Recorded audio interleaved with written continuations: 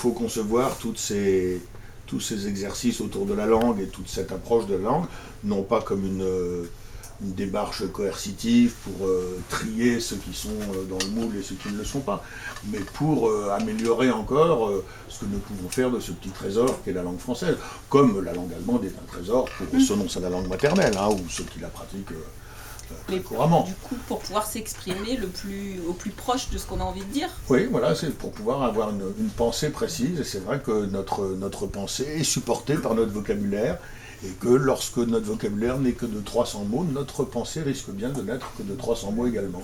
Et quand elle va s'apercevoir qu'elle bute sur un obstacle, elle va dire « bah ouais, mais il y a un truc, tu vois, qui barre », et la pensée ne peut pas se développer sans qu'un mot la supporte. Le cerveau est ainsi fait, il n'y a pas de pensée qui ne puisse s'exprimer. Donc la pensée est arrêtée au bout d'un moment. Oui, elle est arrêtée, elle est limitée. Alors, et on revient d'ailleurs souvent vers l'émotion.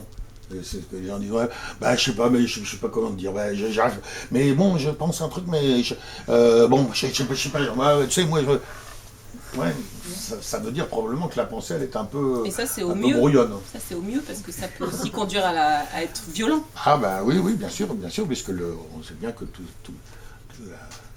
la communication est un facteur de non-violence, hein, bien sûr. Le dialogue, l'échange, tout ça, un facteur de compréhension.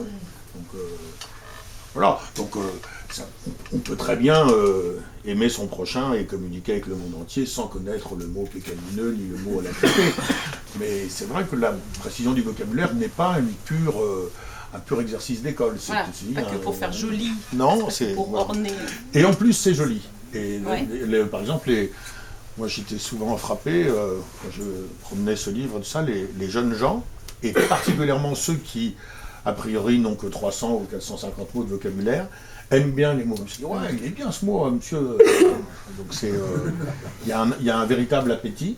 Il suffit que, et ça c'est vrai pour tous les domaines de la langue française, il suffit que ce ne soit pas proposé sous forme autoritaire, de contrainte avec une punition à la clé, mais sous forme d'un jeu et sur un terrain de bonne humeur, de compréhension, de tolérance, tout ça. À ce moment-là, tout le monde dit, ah ben c'est vrai. À ce moment-là, ça devient, jouer avec la langue française, ça devient comme chanter une chanson ensemble. Ça nous rassemble, comme ça, dans quelque chose d'un peu indéfinissable, mais où on se sent moins seul, on est plus content et on est plus tiré vers le bien que vers le mal.